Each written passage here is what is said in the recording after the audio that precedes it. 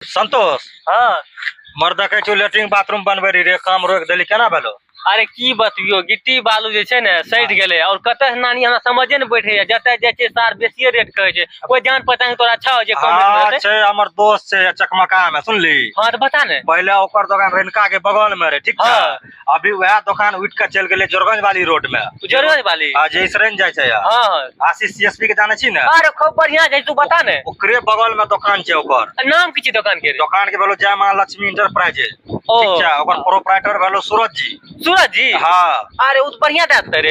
एक नंबर सबसे कम दाम में सामान मिल जेतो बैठिना। हमें आइए जे छै फिर कल काम शुरू कर देबै। हाँ तो जो बढ़िया से सुनी ने। हाँ, ये से नहीं पता है तो वैसे गेलिए रे। ओकरा ले डिस्प्ले नंबर देख रहल छै ऊपर में। ए ओकरे नंबर छै? हाँ, ये ओकरे सूरज नंबर जी छै। के? हाँ, तो ए नंबर पे छै हमार के जो संपर्क करके सामान ले सके छै, सबसे कम दाम में मिलते। और प्रचार के थ्रू जाय छै तो और चीप रेट में मिलते आके। तू प्रचार कर, हम लेके आबै छी तुरंत बनेबै फिर से। ठीक ठीक ठीक जो।